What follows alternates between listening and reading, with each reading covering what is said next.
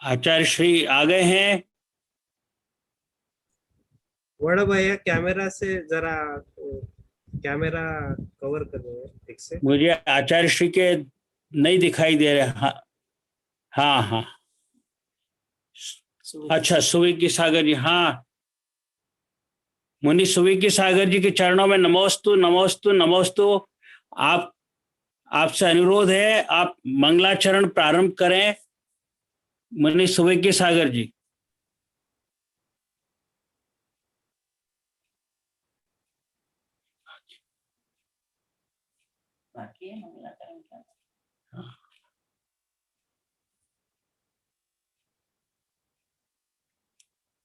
आपका mic unmute करिए mic.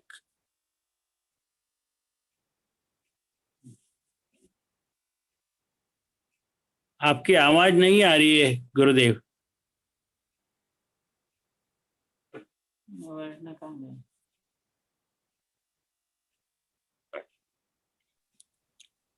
नहीं आ रही है गुरुदेव आवाज। आपकी आवाज नहीं आ रही है। वर्ण है बेटा।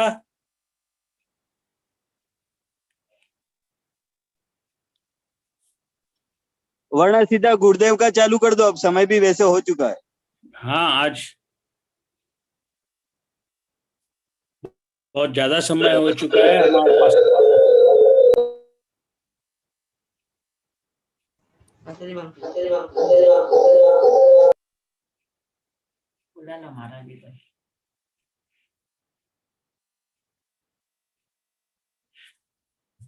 मैं आचार्य श्री आपके चरणों में विनती करता हूं कि आप ही मंगलाचरण प्रारंभ करके आप अपना प्रवचन प्रारंभ कर दें।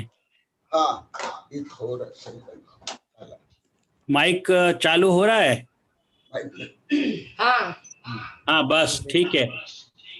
ओम नमः सिद्धेभ्यः, ओम नमः सिद्धेभ्यः, ओम नमः सिद्धेभ्यः।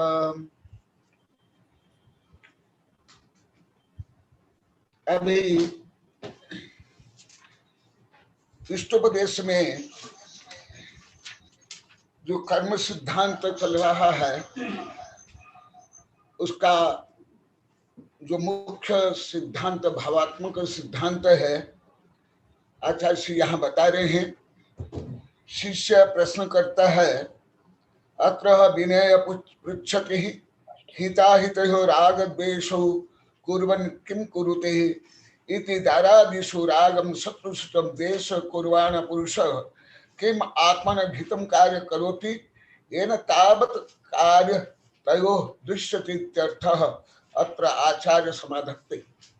जो इसके पहले कहा गया, जो भी अच्छा आवाज अच्छी आ रही है, देख लो आवाज अच्छी है आचार्य गुरुदेव, अच्छी आवाज आ रही है।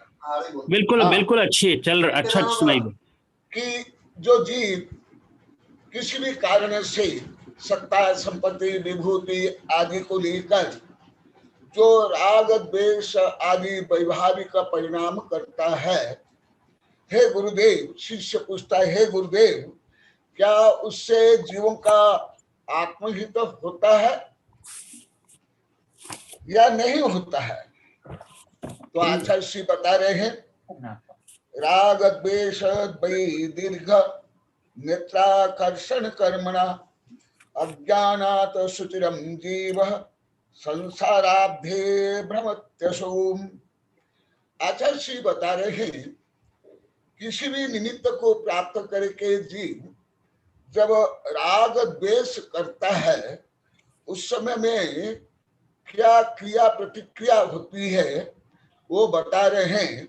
जो पहले द्रव्य संग्रह में विभिन्न दृष्टिकोण से बताया गया था, उसको यहाँ आध्यात्मिक दृष्टिकोण से, भावात्मक दृष्टिकोण से बता रहे हैं। राग द्वेष द्वै दीर्घ नेत्राकर्षण कर्मणा, ये राग द्वेष रूपी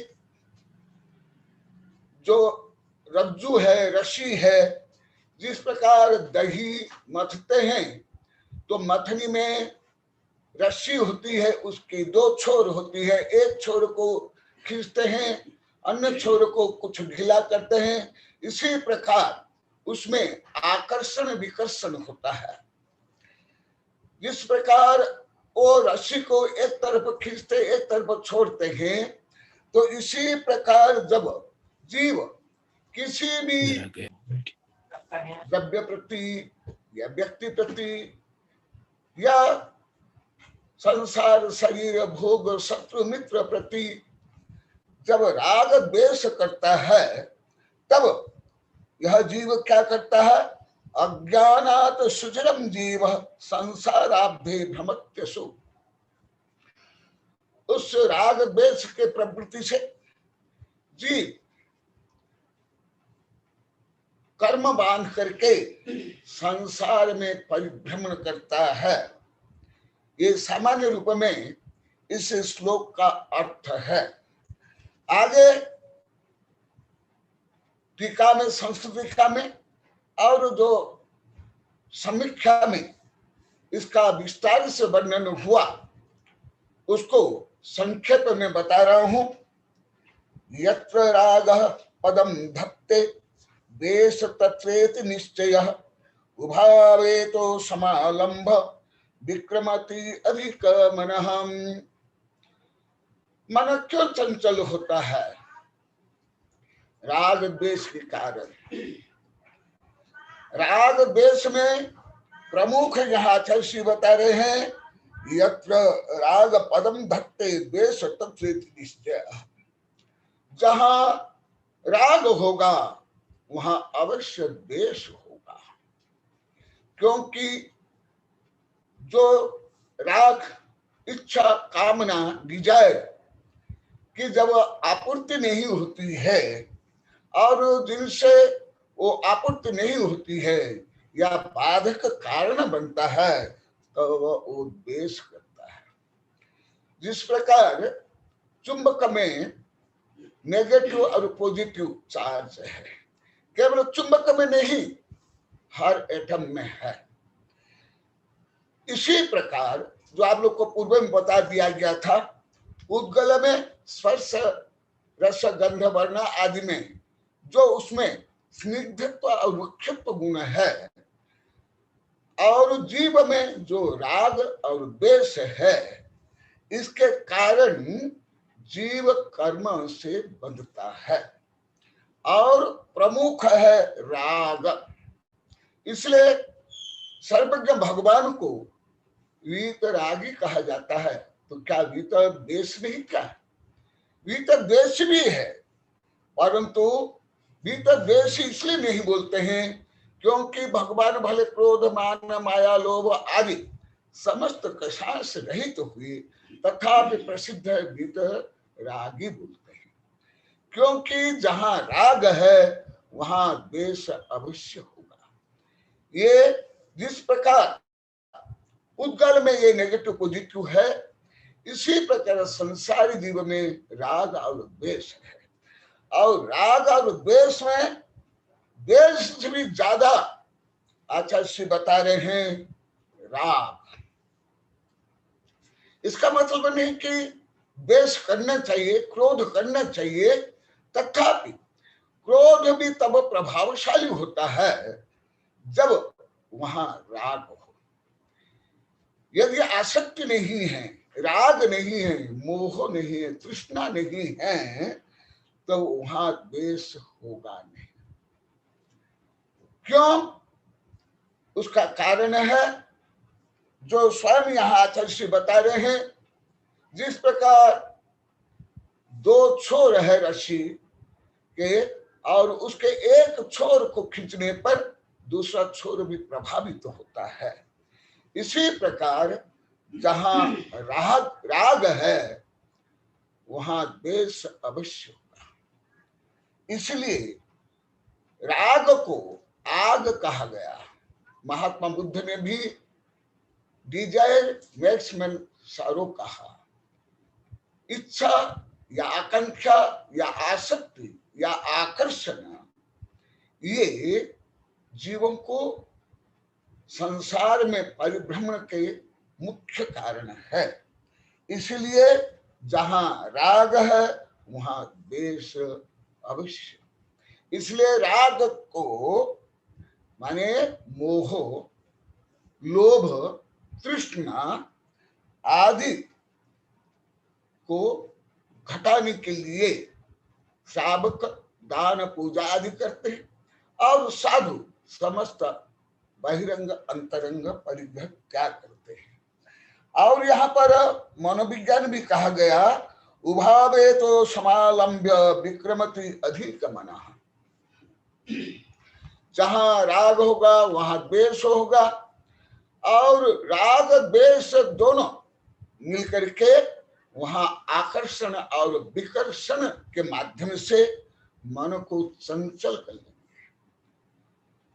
जो आप लोग को अनेक बार बताया, आधुनिक मनोवैज्ञानिक तक का, मनोवैज्ञानिक शिक्षक तक का, और जो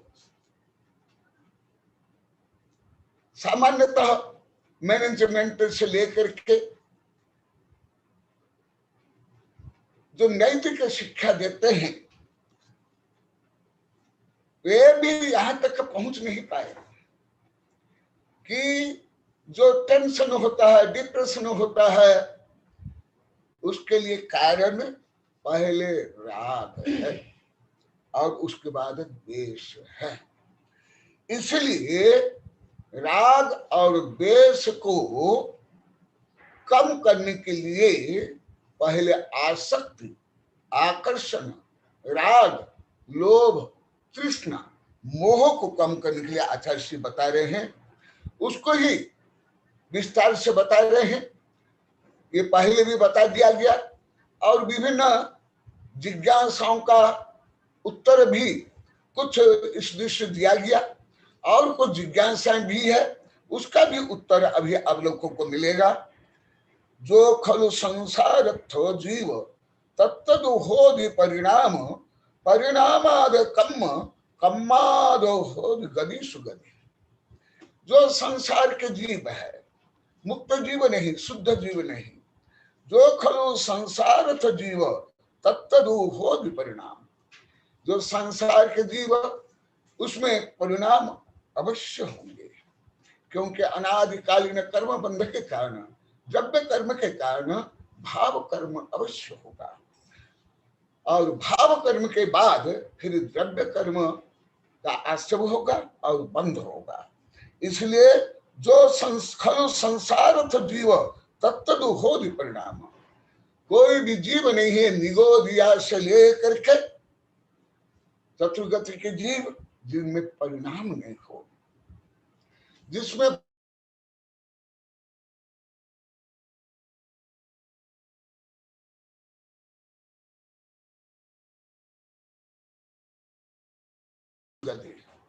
जब वैभाविक परिणाम होते हैं, राग द्वेषात्मक परिणाम होता है, तब उस समय में कर्म का आश्रय होता है और उसके कारण विभिन्न गति में परिभ्रमण होता है। गति मधिगदश्च देह देहादु इंद्रियाणि जायन्ते ते हीदु विषय गहनम तत्व रागवा दोषवा। फिर जब विभिन्न गति में जन्म लेता है, तब शरीर को भी प्राप्त करता है और इंद्रियों को, और शरीर और इंद्रियों को प्राप्त करके जीव विषय में प्रवृत्त होता है, विषय का उपभोग करता है, जो पूर्व में विस्तार से वर्णन कर लिया गया है। आहार, निद्रा, भय, मैथुन, परिग्रह आदि के कारण और लेच्छा के कारण और कषाय के कारण उसमें जो वैभाविक परिणाम होता है, उस परिणाम के कारण गति मधिगदश्च देह देहादि इंद्रियाणि जायते। देखो यहाँ कर्म सिद्धांत और जीव की जो प्रवृत्ति है उसका कारण बता रहे हैं। ये जीव भी जो विभिन्न गतियों में शरीर धारण करता है, जो मैं पहले कई बार बताया, जैसे वैज्ञानिक मानते हैं केमिकल चेंज से होता है, इतना ही नहीं, या ज्यादा जिस प्रकार रजोगुण के संपर्क से फिर भ्रूण में कुछ समय के बाद चेतना आती है, इस वैज्ञानिक मानते हैं, ऐसे नहीं। चेतना तो जीव का स्वभाव है, चेतना का कभी अभाव नहीं। केवल कर्म के कारण वो चेतना में जो वैभाविक परिणाम होता है और जो कर्म बंध होता है उससे विभिन्न गतियां मिलती है, और गति के अनुसार शरीर और इंद्रियां मिलती है। और जब शरीर और इंद्रियां मिलती है, शरीर और इंद्रियों के प्रति जो राग है, मोह है, उसके कारण उसमें इंद्रियों की प्रवृत्ति होती है। तो आगे बता रहे हैं, ते हीदु विषय गहनम तत्त रागवा दोषवा जायदे जीव से कम भाव संसार तक कवालमीन ईदि दिन भर ही भनियम अनाई निहने शरीर में। आचार्य श्री बता रहे हैं कि ये विषय मैं नहीं बता रहा हूं, मैं पहले भी अनेक बार बताया, भले गणधर हो या पूर्व आचार्य हो, वो सर्वज्ञ नहीं। सर्वज्ञ भगवान जो बताते हैं वही विषय गौतम गणधर आदि अनंत भाग सुनते हैं और अनंत भाव समझते हैं और उसका कुछ भाग लिपिबद्ध करते हैं। तो इसलिए यहाँ आचार्य श्री बता रहे हैं, ये मैं नहीं बता रहा हूं। यदि जिनवर ही भरितम, यह विषय सर्वज्ञ ज्ञान गम्य जिनेन्द्र भगवान ने बताया, और अनाय निहने सन्नी हनिवा, और जो सुत है जिनवानी है वह अनादि निधन है और सानिधन भी है। अनादि निधन इसलिए है,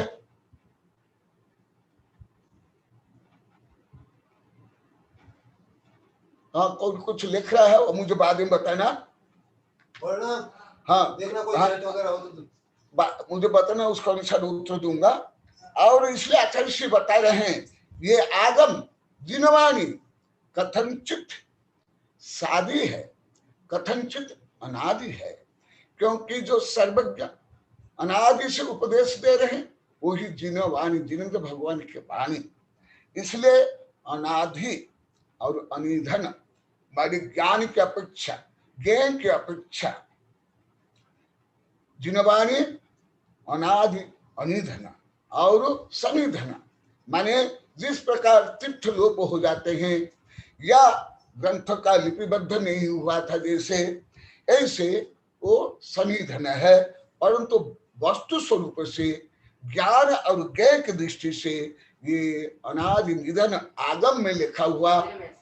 हाँ बोल वृत्ति तक सभी जीव आएगा ना भगवान। गुरुदेव आप इस विषय पर व्यापक समाधान दीजिए और इस वितर्क को खंडित कीजिए। किसका है? चलो बाद में बताऊंगा, वो आगे बताऊंगा, बोले कि प्रश्न कर लेना है। तो इसलिए आगे और आचार्य से बता रहे हैं, उपयोगम अवधीव बुद्धति रज्य दिवा पदुष्यदि पप्पा विविध विषय जो ही पूर्ण तेषि सुबन्न। ये सूक्ष्म कर्म सिद्धांत का वर्णन है।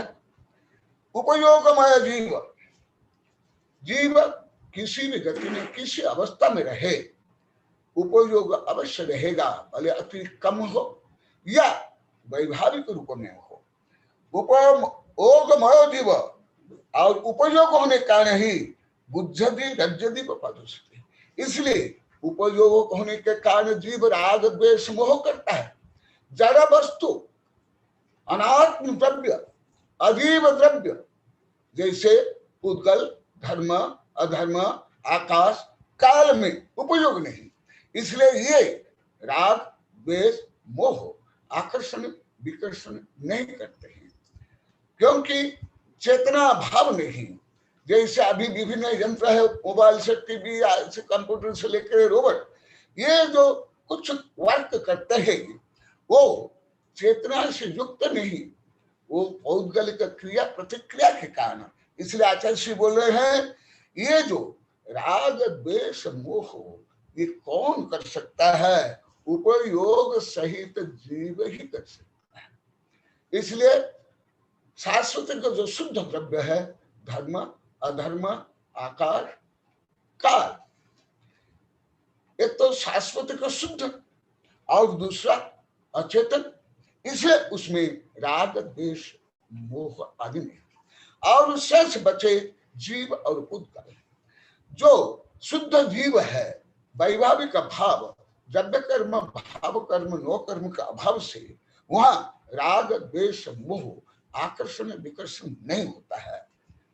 परंतु जो वैभाविक भाव से युक्त संसार जीव में राग द्वेष मोह होता है, और राग द्वेष मोह को प्राप्त करके पप्पा विविध विषय जो ही गुण ते ही सुबंध, फिर उसके बाद राग द्वेष से और आत्म प्रदेश के कंपन से जो कर्म वर्गनाएं हैं वो ब्रह्मांड से आकर के जीव को बन जाते हैं।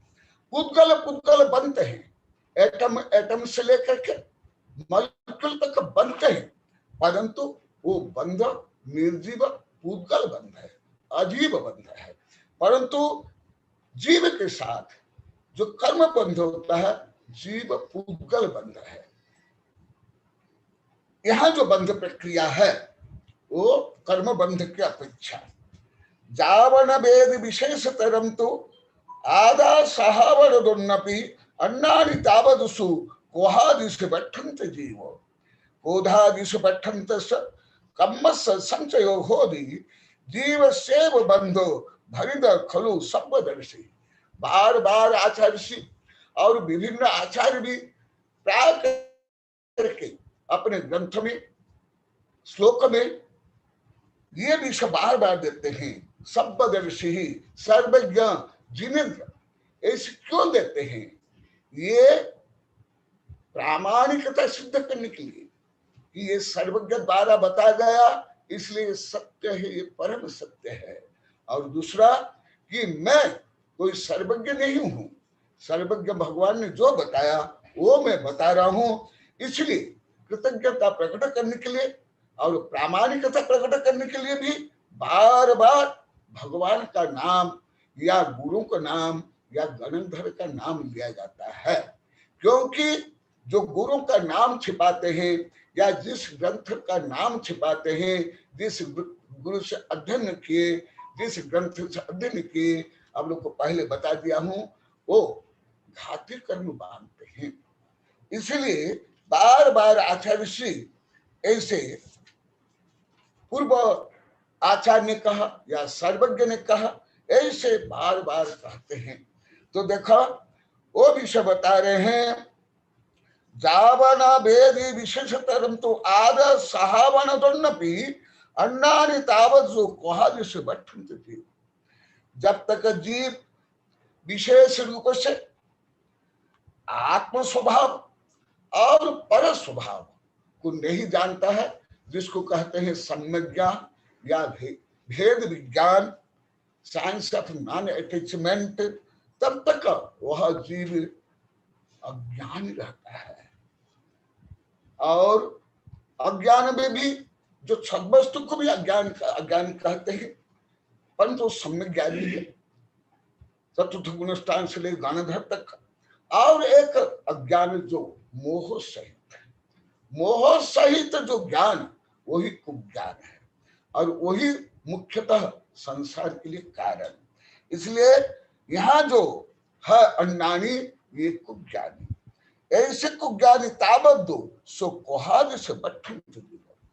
जब तक जीव आत्म स्वभाव पर स्वभाव का ज्ञान नहीं करता है श्रद्धा प्रज्ञा सहित, वो शरीर को मैं मानता है और राग द्वेष काम क्रोध आदि को विभाव या वैभाविक भाव नहीं जान करके उसको मान लेते हैं ये क्रोध स्वभावी है, ये क्रोध स्वभाव है। नहीं, क्रोध स्वभाव नहीं, विभाव है। वही आप लोग को बताया कई बार, अभी स्वयं आचार्य श्री बताए हैं, अन्नानि तावत् सो कोहादिश बठंत जीव।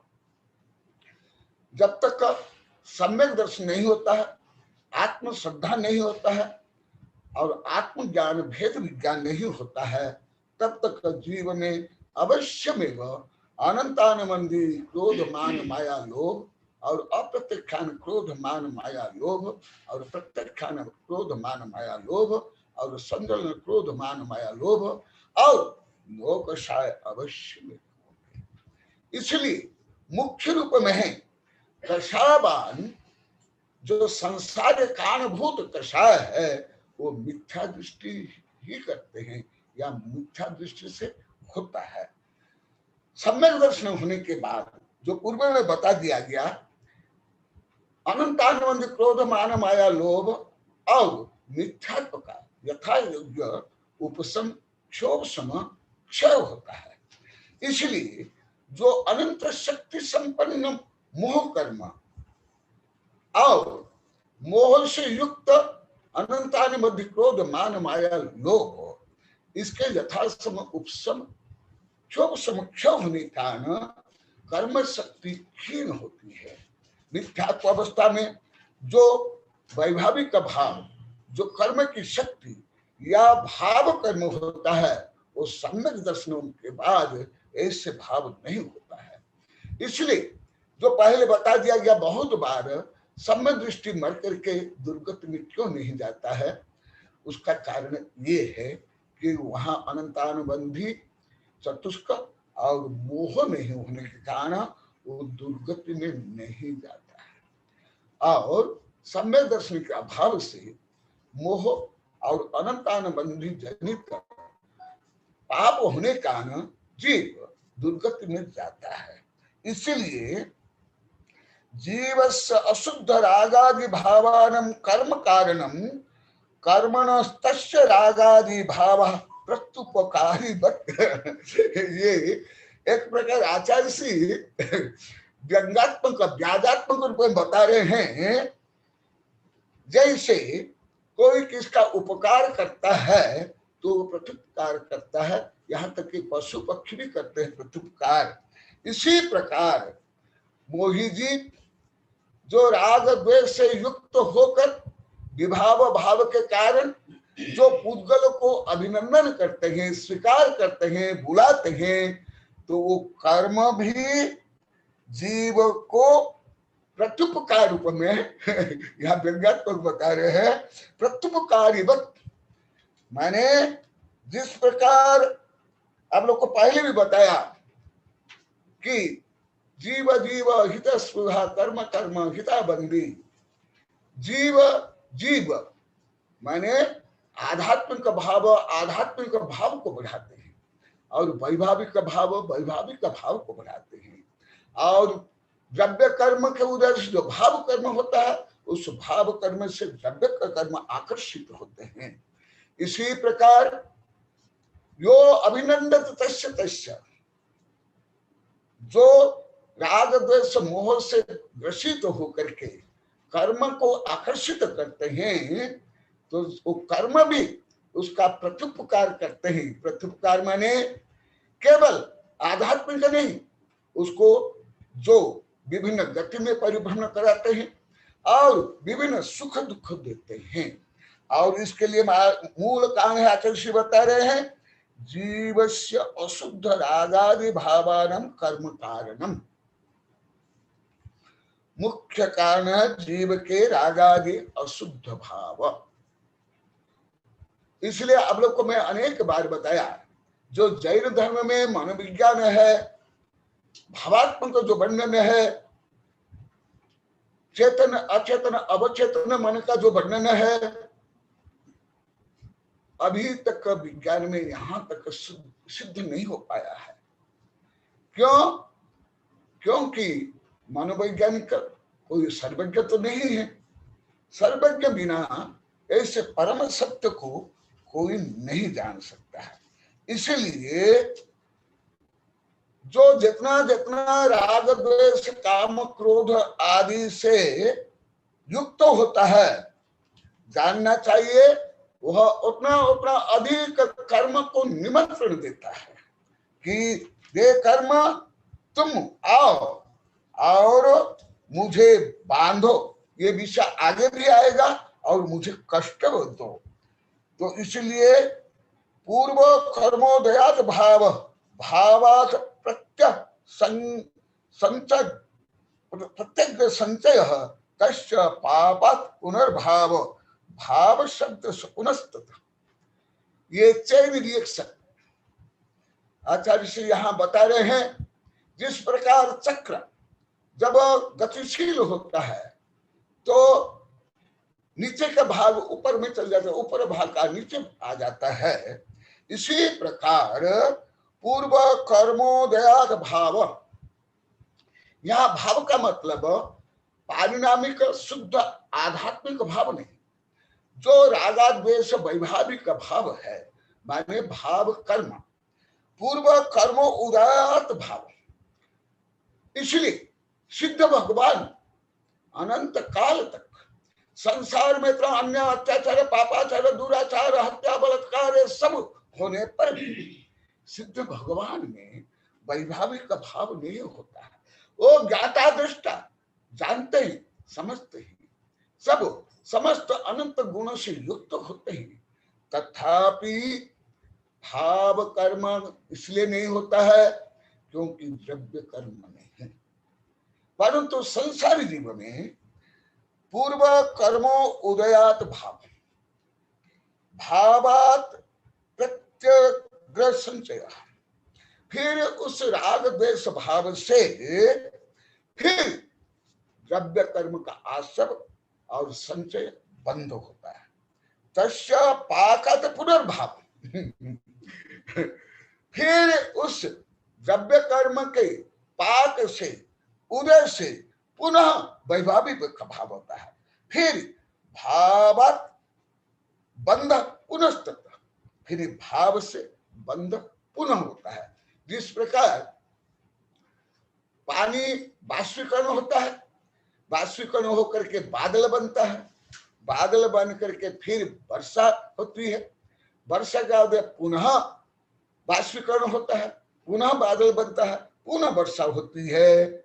इसी प्रकार ये जीव में चेन रिएक्शन होता है, सतत अनादि से लेकर के अभव्य को अनंत तक होगा, और भव्य को अनंत से लेकर के अंत होगा। क्योंकि भव्य जब मोक्ष जाएगा वो संपूर्ण कर्म को नष्ट करके होगा। इसलिए आचार्य श्री बता रहे हैं, जीव परिणाम हेतु कम्मतम पुग्गल परिणमति, पुग्गल कम्म निमित्ततः व जीव भी परिणमति। जैसे पहले भी आप लोग को बताया हूं, जैसे आकाश में 6 द्रव्य है, परंतु आकाश का एक भी प्रदेश अभी तक अशुद्ध नहीं हुआ। क्यों नहीं हुआ? जबकि आकाश में ही संसार जीव है, निगोदिया जीव है, कर्म परमाणु है, धर्म द्रव्य, अधर्म द्रव्य, काल द्रव्य है, तो भी आकाश को कर्म बंधन नहीं होता है। क्यों नहीं होता है? उसमें द्रव्य कर्म नहीं, द्रव्य कर्म के उदय बिना भाव कर्म नहीं होता है, भाव कर्म के बिना फिर द्रव्य कर्म का आश्रय बंधन नहीं होता है। ये चक्रवत, ये सतत ऐसी क्रिया होती रहती है। इसलिए जीव परिणाम हेतु कम्मत पुग्गल परिणमत। पुद्गल जड़ है, उसमें चेतना की किसी प्रकार भाव नहीं है, भले उसमें अन्य अनंत गुण है, परंतु चैतन्यमय गुण नहीं है। जैसे राग द्वेष, ये शुद्ध चैतन्य गुण नहीं है, परंतु विभाव चैतन्य गुण है, स्वभाव नहीं, विभाव। परंतु अन्य द्रव्य में विभाव रूप परिणमन नहीं होता है। क्यों? उसमें एक चैतन्य गुण नहीं, चैतन्य गुण नहीं होने के कारण उसमें वैभाविक भाव रूप में भी चैतन्य भाव नहीं होता है। इसलिए आचार्य श्री बता रहे हैं, जीव परिणाम हेतु, जीव में जो परिणाम होता है, जो विभिन्न संकल्प विकल्प राग द्वेष आदि, सामान्य रूप में tension, negative thinking, positive thinking, इतना ही जानते हैं, मानते हैं नहीं।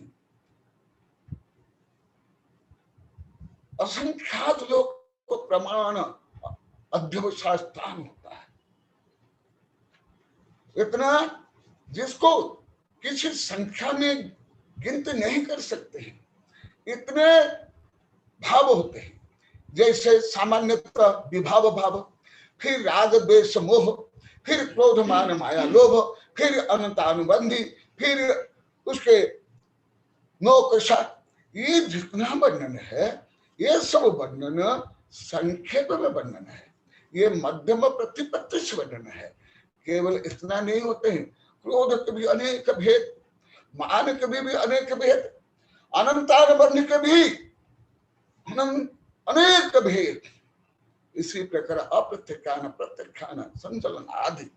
इसलिए जीव में कितने भाव होते हैं, एक दिन में बताया था, वैज्ञानिक मानते हैं एक दिन में एक जीव में सामान्यतः 60,000 होते हैं, तो उस समय बताया था नहीं, इतना नहीं, ये सामान्य,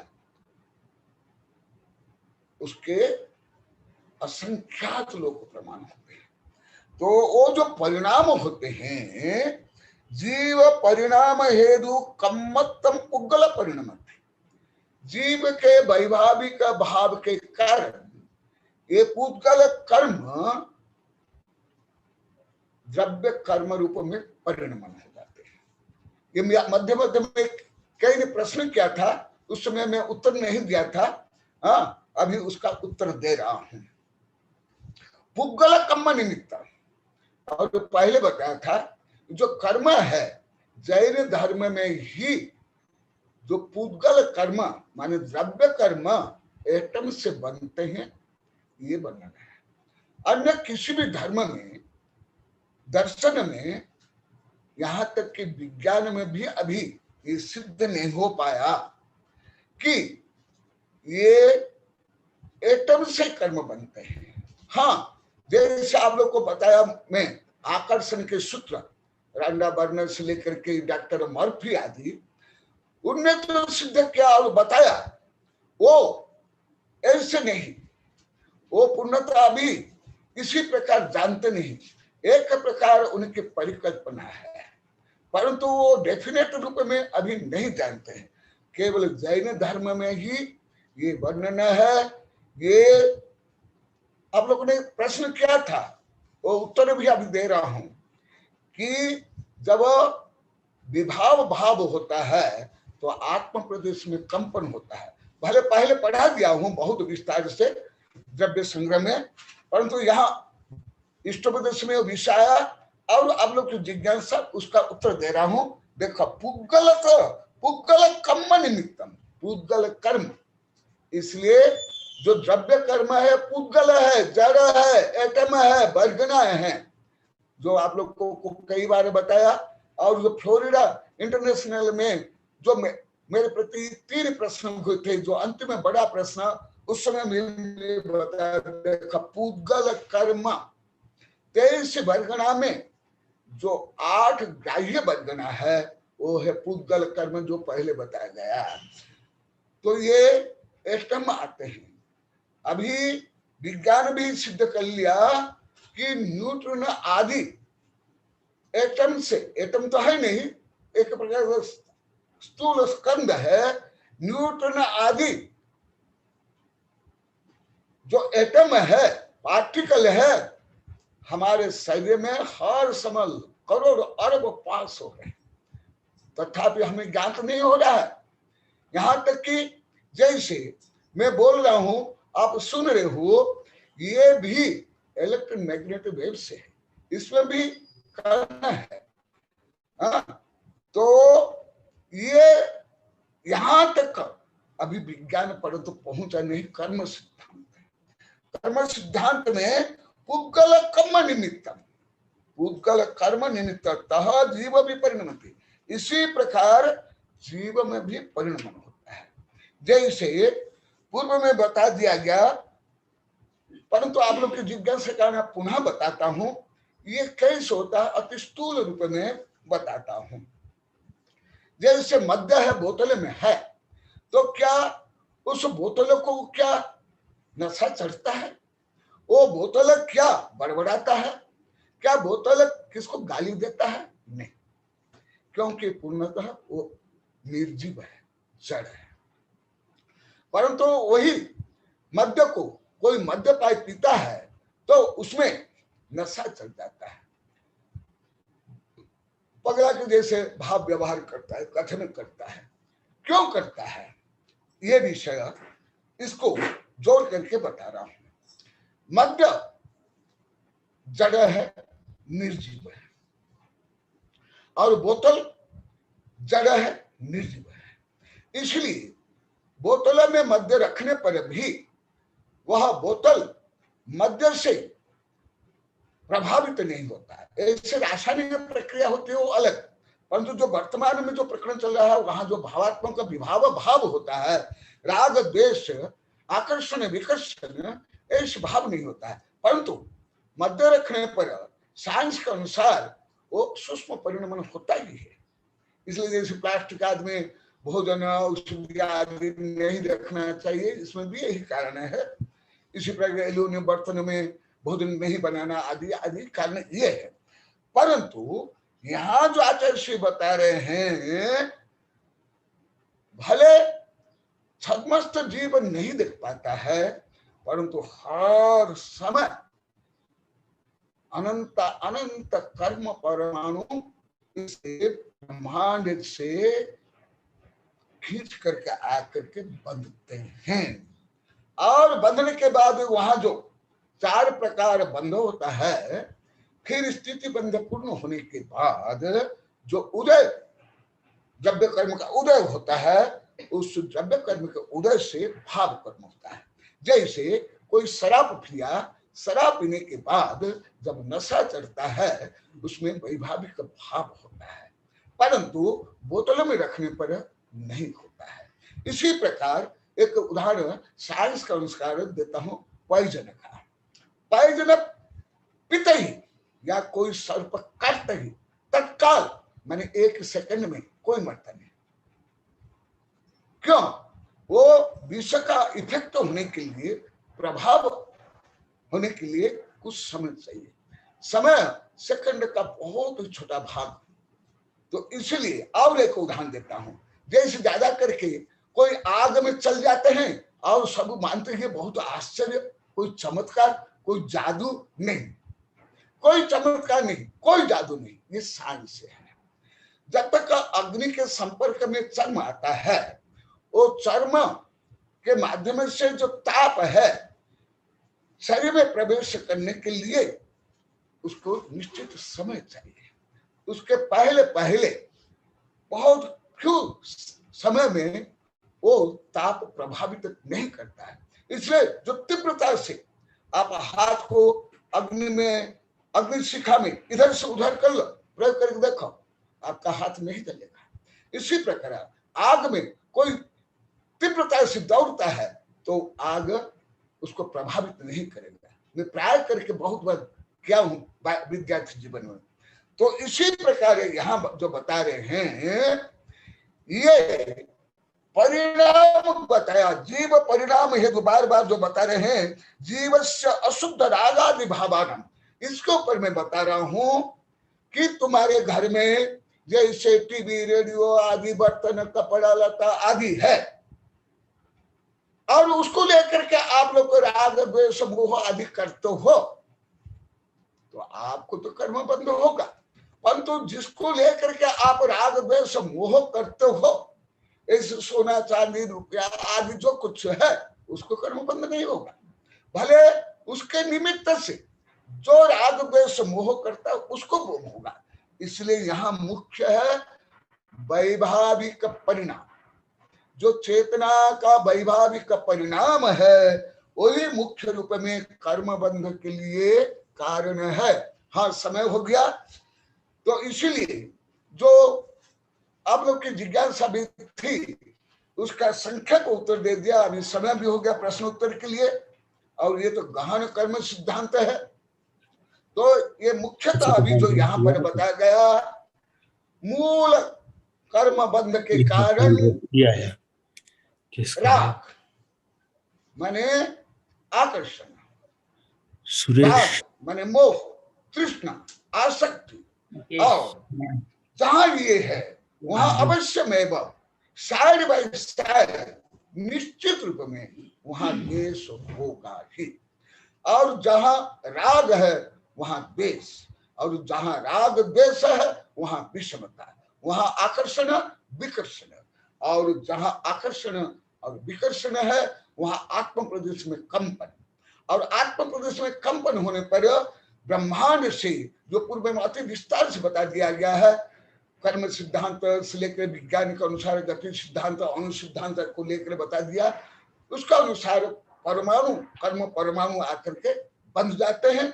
और वही कर्म परमाणु जिस प्रकार कोई शराब पीने के बाद, शराब भले जड़ है निर्जीव है तथापि उससे वैभाविक चेतना परिणमन करती है, इसी प्रकार ये राग द्वेष रूपी वैभाविक काम परिणाम के कारण कर्म आकर के बंध जाते हैं। इसी प्रकार सतत कर्म प्रक्रिया चलती है, इससे ही पंच परिवर्तन होता है, जो आप लोग अनेक बार पंच परिवर्तन बताया है, उसमें द्रव्य क्षेत्र काल भव भाव आदि पंच परिवर्तन या 84 लाख योनि में भ्रमण या चतुर्गति में भ्रमण का मूल कारण ये है, जो ऐसे सूक्ष्म सिद्धांत ऐसे गणितीय रूप में किसी भी धर्म में, किसी भी दर्शन में, यहाँ तक किसी भी विज्ञान में, मनोविज्ञान में वर्णन नहीं। जय महावीर भगवान की जय। न जयतु शासनम। बोलिए आचार्य श्री कनकनंदी जी गुरुदेव की जय। हाँ आचार्य श्री, मेरी आवाज आ रही है उधर? मेरी आवाज आ रही है? हेलो, मेरी आवाज आ रही है उधर?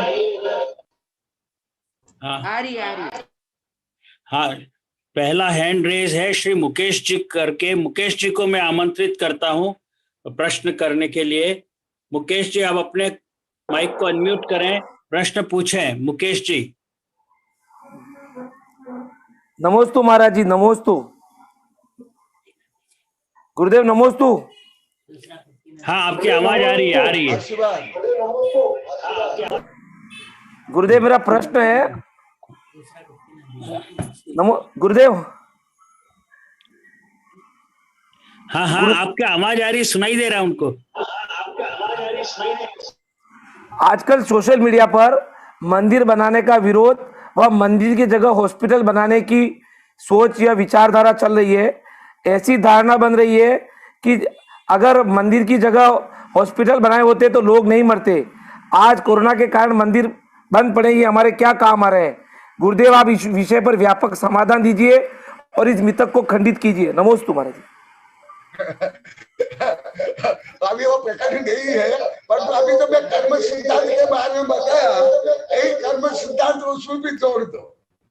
हाँ, जैसे उनमें परिणति है, उस परिणति के अनुसार अभी वो प्रकरण नहीं है।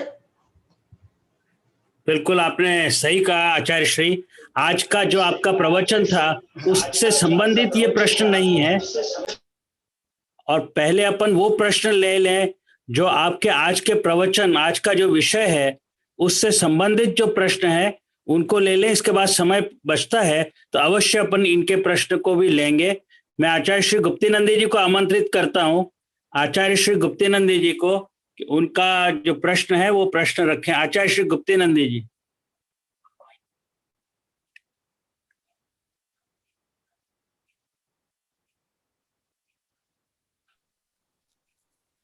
नमोस्तु गुरुदेव, नमोस्तु नमोस्तु नमोस्तु।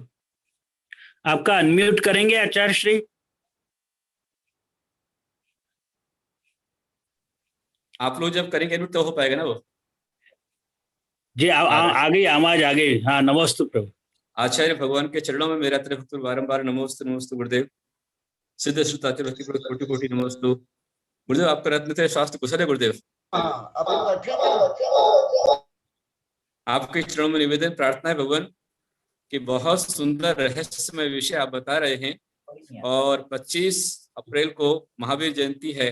भगवान महावीर के अहिंसा के जो मोक्ष सिद्धांत थे उसका प्रतिपादन महावीर जयंती का आपकी मंगलवाणी में धर्मतीर्थ के आईडी पर हो, ऐसा आपके लिए मैं मंगल आमंत्रण देता हूँ, निमंत्रण देता हूँ, आपसे निवेदन करता हूँ। आशीर्वाद। आपको गुरुदेव उस समय मंगल महावीर स्वामी के विषय के ऊपर आपको अपना प्रतिपादन करना है, ऐसा आपसे निवेदन करता हूँ गुरुदेव। यही मेरा मुख्य विषय है।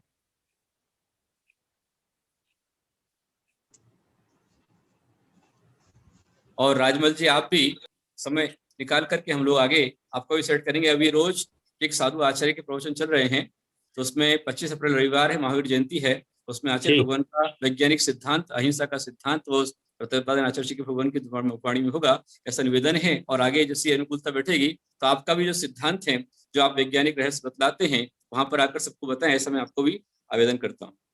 हाँ, आपकी आज्ञा शिरोधार्य है।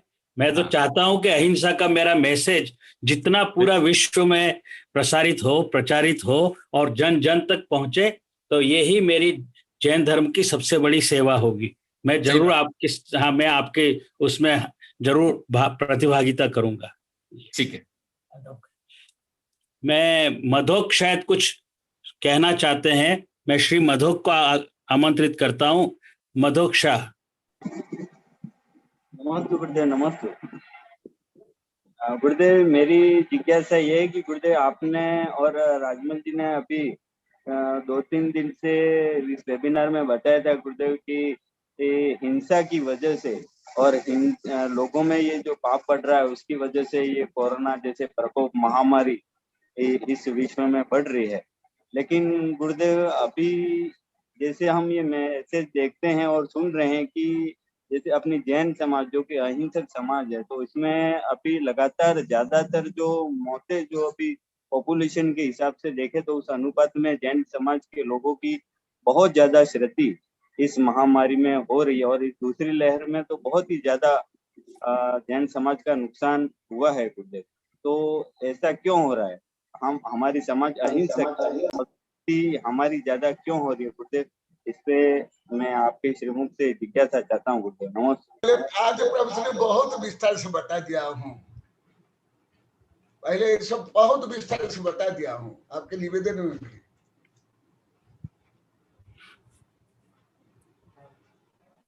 ये आचार्य श्री, आपकी आज्ञा हो तो मैं जरा सा 2 शब्द मधोक भाई को कहना चाहता हूँ। बोल दो। मधोक भाई, जैन लोग अहिंसा का पालन करते हैं, तो उस अहिंसा की परिभाषा आप क्या समझ रहे हैं, या हिंसा की परिभाषा क्या है? अगर आप धर्म संग्रह या गोमठ सार के अंदर जो परिभाषा दी है, और आचार्य श्री ने अपने विश्व द्रव्य संग्रह के समय बहुत सारे इस प्रवचनों में इसको सम्मिलित भी किया था, तो 10 तरह के अलग अलग जो बल लगते हैं, तो उससे किसी भी तरह से की गई एक्टिविटी, गतिविधि को हिंसा में गिना गया है। यार, उसके सिवाय मैं आपको ये कहूं कि मैं स्वयं मन वचन काया से कोई हिंसा करता हूं या किसी भी जीव को कष्ट पहुंचाता, मारना नहीं, कष्ट भी पहुंचाता, पीड़ा भी पहुंचाता, वो भी हिंसा है। इसी तरह से कोई दूसरा करे, उसकी अनुमोदना भी करता हूं तो भी वो हिंसा है। और इसी तरह से कई तरह की, मैंने, अगर आपके पास नहीं है मेरा वो प्रवचन का वीडियो, तो मैं अभी आप शाम को ही आपको भेजता हूं। जो अभी 4 दिन पहले मैंने न्यूयॉर्क अमेरिका के अंदर बहुत सारी संख्या में लोग सम्मिलित हुए थे, मैं आपको, और वो हिंदी में है, तो आप उसको जरा सुनिएगा गौर से, तब आपको पता लगेगा कि हिंसा किस किस तरह की होती है। मैं आपको थोड़ा सा एक उदाहरण देना चाहता हूँ सभी के लिए, आचार्य श्री, मुनियों के लिए, सबके लिए। हम जैनों के अंदर जब रेशो देखा गया कि गर्भपात की जो संख्या है, वो तो जैनों के अंदर सबसे ज्यादा है, सबसे ज्यादा एबॉर्शन, वो पंचेंद्रिय जीव की हत्या है। तो ये मैं नहीं मानता कि केवल, हाँ ये जरूर है कि सेकेंड वेव में जैन ही नहीं मर रहे हैं, बहुत सारे लोग मर रहे हैं। और कल जो है, कल 2 लाख लोग कोरोना से पीड़ित हुए भारत के अंदर, और ये केवल आंकड़ा ऊपरी सरफिशियल है। हकीकत में तो 2 लाख है, वो 5 लाख का होगा। और मरने वालों की संख्या अगर 1000 या 2000 बताई जाती है, और दूसरी तरफ ये कहा जाता है कि शमशानों में लाइन लग गई है, तो कैसे माना जाए? मरने वालों की संख्या भी कम से कम 10-20 हजार होगी। तो ये जो आंकड़े हैं वो तो सरकारें अपने अपने हिसाब से पेश करती हैं, हमें हकीकत जानना चाहिए। लेकिन सचमुच में अगर आप मेरा वो प्रवचन सुनेंगे, और मैं आचार्य श्री गुप्तिनंदी जी के पास भी भेजने वाला हूँ, वैसे तो मैंने तैयार करके मेरे पास अमेरिका से लिंक आ गया है, कि किस तरह से न केवल ये कोरोना वायरस बल्कि अन्य कितने भूकंप, ज्वालामुखी, इसका सुनामी और अन्य तरह की जो नेचुरल डिसेस्टर्स हैं वो क्यों हिंसा की वजह से हो रही है वो भी बताया। मैं ज्यादा समय नहीं ले सकता क्योंकि और प्रश्न हैं, तो अन्य आगे जिसका प्रश्न है, मैं नहीं तो मैं अभी आज जो है मुनि आज्ञा सागर जी को मैं आमंत्रित करता हूं कि वो 2 शब्द कहें। मुनि आज्ञा सागर जी, नमोस्तु प्रभु, नमोस्तु, आपके चरणों में त्रिबार नमोस्तु। मुनि आज्ञा सागर जी, नमोस्तु नमोस्तु नमोस्तु।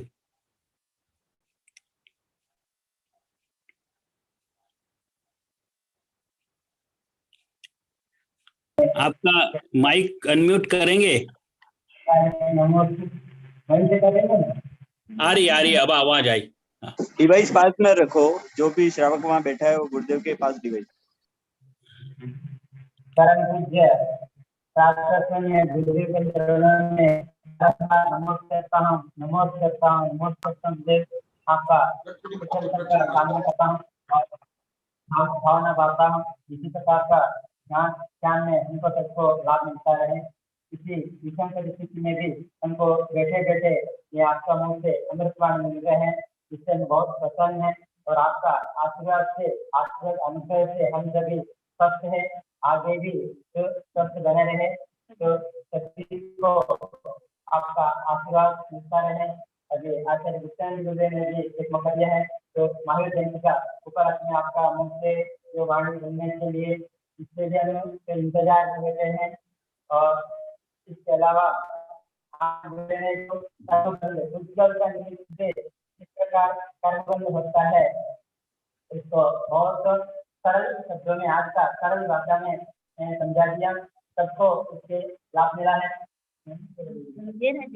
तो इसलिए हम लोग सभी आपका कृतज्ञ हैं। और जैसे अभी भैया भी संख्या थी, तो हमसे इसी चर्चा को पहले भी हाँ कर चुके थे, हमें भी इसी निर्णय पर आ गए, जब आपने तो पहले ही तो 2-3 वेबिनार में और आपका कोरोना के बारे में अपने उपदेश दिए थे, इससे भी बहुत सारा लंबा थोड़ा बताया था।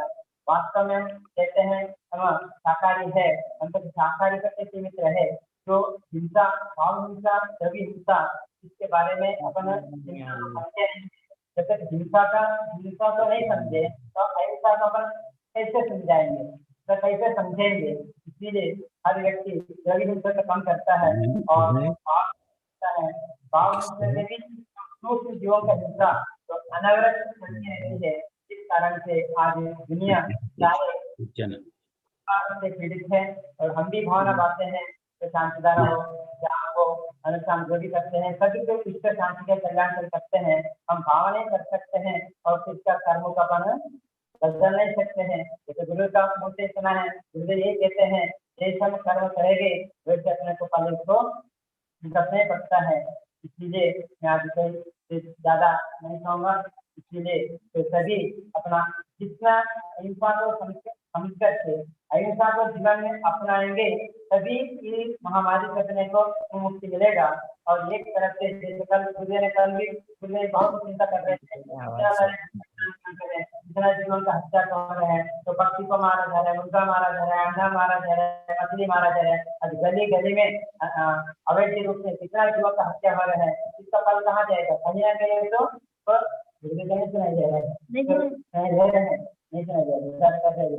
तो इसीलिए इसका ही नतीजा है। इसलिए जितना अपना अहिंसा को अपना करके तो शांति के जीवन जिएंगे तभी इससे मुक्ति मिलेगी, नहीं तो शांति का मार्ग अपना करके शांति का खोज करेंगे तो शांति मिलने वाला नहीं है।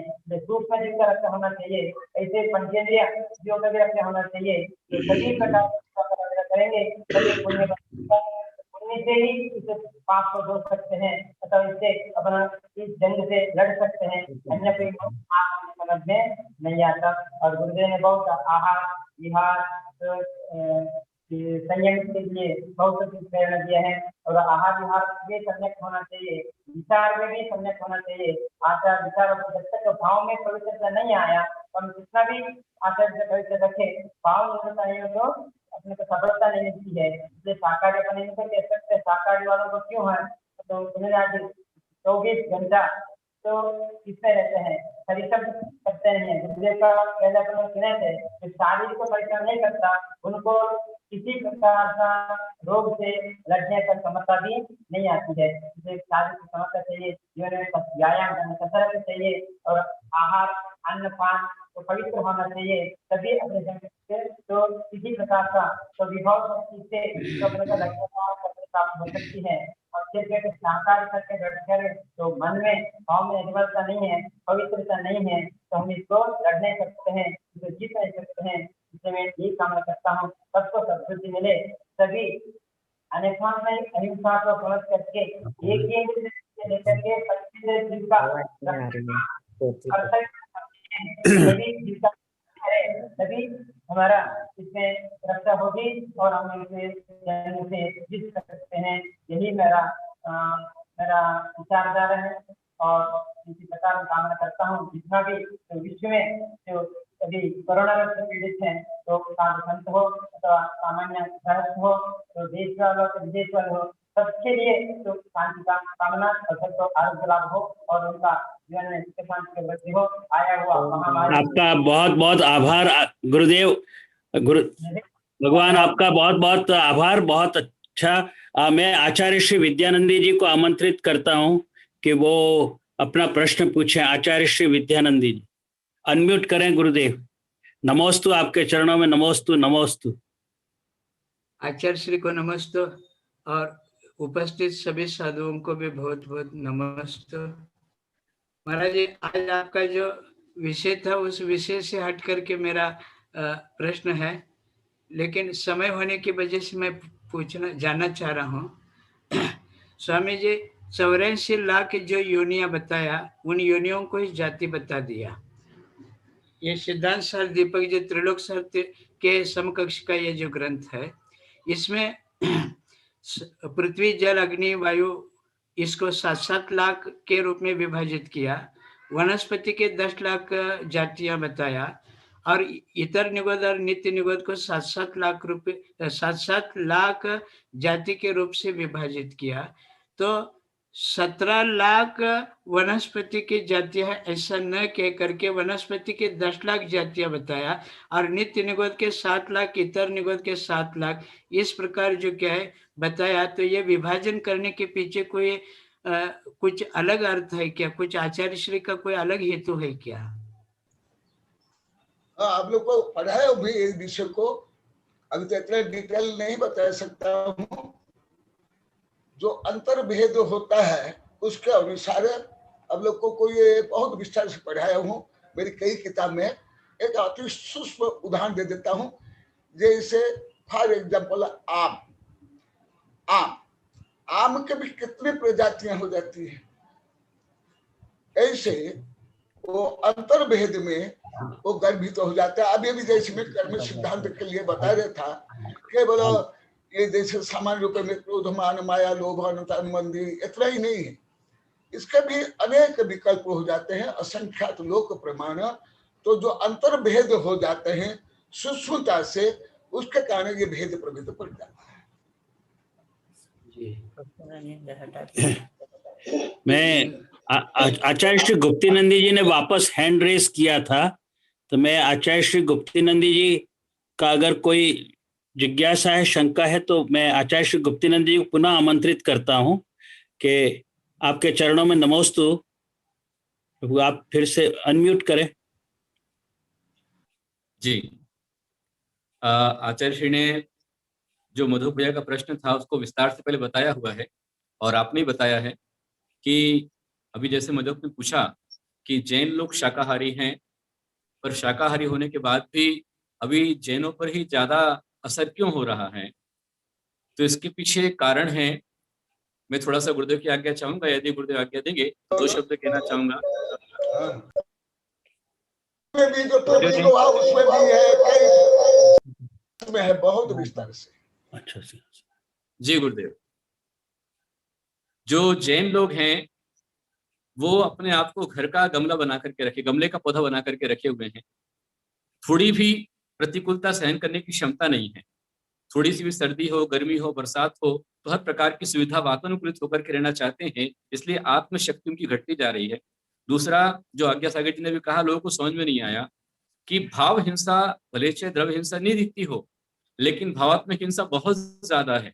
जैसे ब्याज का धंधा है, मनी लैंड का धंधा है, शोषण है, फिर मेडिकल की दुकानें हैं और डॉक्टर हैं, अबार्शन बहुत ज्यादा है, महिलाओं में सौंदर्य प्रसाधन बहुत ज्यादा है, और पुरुषों के अंदर भी सौंदर्य के प्रति जो प्रसाधन की सामग्री का उपयोग करना है ये बहुत ज्यादा है। तो इस तरह से जैनों में दिखता है कि वो शाकाहार करते हैं, लेकिन लगाने में, ओढ़ने पहनने के अंदर में द्रव्य हिंसा, भाव हिंसा बहुत ज्यादा है और मनोबल बहुत कमजोर है। इस कारण से प्रतिकूल ज्यादा दिखलाई दे रही है।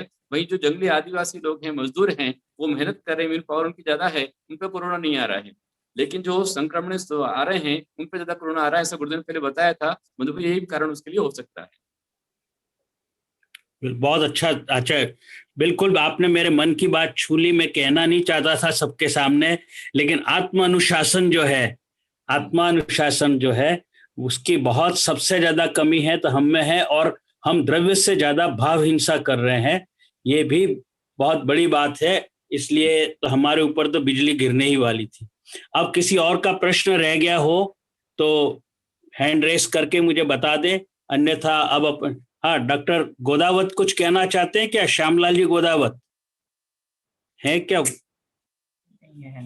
अच्छा, हाँ, बस तो अभी समय भी हो चुका है और सबके प्रश्न पूरे हो चुके हैं। मैं आचार्य श्री से विनती करता हूँ जिनवाणी के साथ में अपना प्रवचन का समापन करें।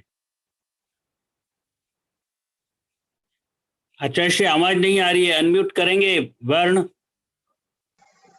एक नीरज जी का प्रश्न है, कोई लिखित में भेजा है, वर्ण वहां हो तो पढ़ा दे। अच्छा, एक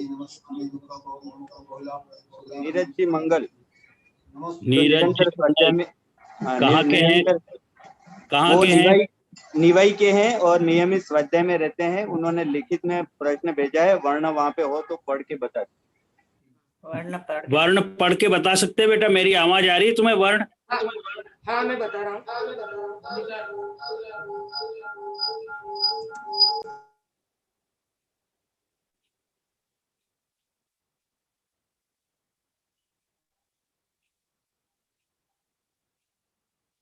सिद्धांत का ज्ञान कर्म काटने के लिए कारणीभूत है, क्योंकि पहले तो सूत्र ही है, सम्यक दर्शन ज्ञान चारितानि मुख्य मार्ग, और वो अनेक बार बता दिया गया है। जो सद्द्रव्य और सप्त तत्व नव पदार्थ का सिद्धांत और उसका अनुसार ज्ञान और उसका अनुसार जो आचरण, यही मुख्य मार्ग है और कर्म काटने के लिए मुख्य है। तो बिना जानते दोष गुण को कैसे तजिए गए? जब तक यथार्थ ज्ञान नहीं होता है, क्या है, क्या उपादेय, क्या ग्राह्य, क्या अग्राह्य, ग्राह्य को कैसे ग्रहण करोगे, अग्राह्य को कैसे तजोगे? इत हिताहित प्राप्ति परिहार समर्थन प्रमाण तत्व ज्ञान में हित प्राप्ति और अहित परिहार जिससे होता है वो ज्ञान। जब तक कर्म सिद्धांत को नहीं जानोगे तो वो जो वैभाविक भाव है, राग द्वेष काम क्रोध आदि, उसको जब तक नहीं जानोगे, इससे कर्म बंध होता है, तो उसको त्याग कैसे करोगे? इसलिए कर्म सिद्धांत के ज्ञान से कर्म से बच सकते हैं। इसलिए जैसे जैन धर्म में जो जीव विज्ञान का इतना सूक्ष्म बंधन है, ऐसे गणित रूप में, भेद प्रभेद रूप में, जैसा अभी विद्यानंद पूछ रहे थे, परंतु तो बहुत विस्तार पढ़ा दिया, इसलिए ज्यादा नहीं बता रहा हूं। ये क्यों? अहिंसा पालन के लिए, माने उन जीवों की स्थिति, परिस्थिति, गति, जाति आदि जाने बिना उनकी रक्षा कैसे करोगे? इसी प्रकार कर्म सिद्धांत को जाने बिना, जैसे अभी मधुकर ने जो प्रश्न किया बहुत मार्मिक का प्रश्न है, परंतु ये तो अति विस्तार से बता दिया हूँ, तुम्हारे अनुरोध से बताया हूँ, भाव अहिंसा, द्रव्य अहिंसा आदि आदि आदि। तो भाव से हिंसा होती है, भाव से कर्मबद्ध होता है, और भाव जो मुख्य वैभाविक भाव है, राग द्वेष काम क्रोध आदि, ये मुख्य हिंसा है, मुख्य पाप है, इससे कर्म बंध होता है। जब तक नहीं जानोगे तो उसको त्याग कैसे करोगे? इसलिए कर्म से बचने के लिए भी, अभी भी गाथा में भी सब आयत में बताया था, इसलिए कर्म को काटने के लिए भी, कर्म से निवृत्त होने के लिए भी कर्म का ज्ञान चाहिए। पहले भी अनेक बार बता दिया गया है, क्योंकि आज का प्रश्न, अभी जो ये प्रश्न आज के प्रकरण के अनुसार पूरा यही है आज। तो जैसे पहले भी मैं बता दिया हूं, जब कोई बंधन में बंधा हुआ है, जब तक उसको श्रद्धा नहीं है मैं बंधन में बंधा हुआ हूं, तो बंधन को कैसे काटेगा? इसलिए कर्म को बिना जाने कर्म का श्रद्धान, कर्म का ज्ञान और कर्म से बचने के उपाय कैसे कर सकते हो? इसलिए कर्म सिद्धांत को जानकर ही कर्म को नष्ट कर सकते हैं। जैसे अभी कोरोना के बारे में पूरी पृथ्वी के वैज्ञानिक नहीं जान पा रहे हैं, उसका डीएनए आने, उसमें क्या परिवर्तन हो रहा, क्यों हो रहा, आदि आदि आदि। तो इसलिए कोई भी उपचार, कोई भी औषधि, कोई भी इंजेक्शन अभी तक कारगर नहीं हो रहा है। परंतु जैसे स्मॉल पॉक्स है, पहले स्मॉल पॉक्स का प्रभाव कितना था, कितने लोग को मरते थे और उसको देवी मान के पूछते थे, परंतु उससे मैंने चेचक, बड़ी माँ, छोटी माँ, इस तुम लोग बोलते ना, तो वो, परंतु उसका जब ज्ञान हुआ फिर उसका निवारण हुआ। इसी प्रकार कर्म सिद्धांत जैन धर्म में तो कई बड़े सिद्धांत में एक बहुत प्रमुख सिद्धांत है कर्म सिद्धांत। इसका तो ज्ञान अवश्य चाहिए, बिना कर्म को जाने कर्म को काट नहीं सकते हैं, कर्म से बच नहीं सकते हैं। बोलिए आचार्य श्री कनक नंदी जी गुरुदेव की जय। जय जय गुरुदेव, जयकारा गुरुदेव का, जय जय गुरुदेव। मैं श्री राहुल से अब विनती करता हूं कि हमारा इस कार्यक्रम का समापन करें। हुआ जिनवाणी आप हो गया ना महाराज जी, आपका जिनवाणी के साथ? हाँ हो गया। राहुल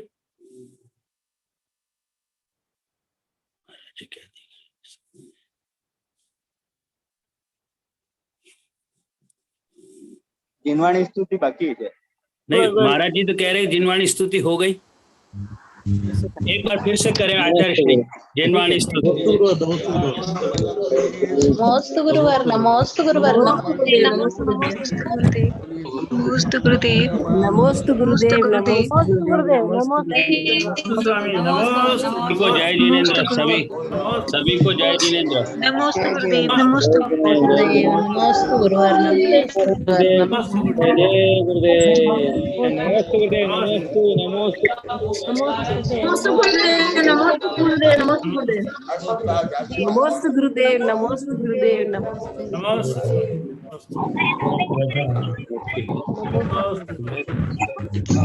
हाँ बोलो। नमोस्तु गुरुदेव, नमोस्तु गुरुदेव, गाड़ी दे तो भैया ना समझ आए अति भैया ऊपर गाड़ी दे बोला नमस्ते जय जय गुरुदेव। नहीं माता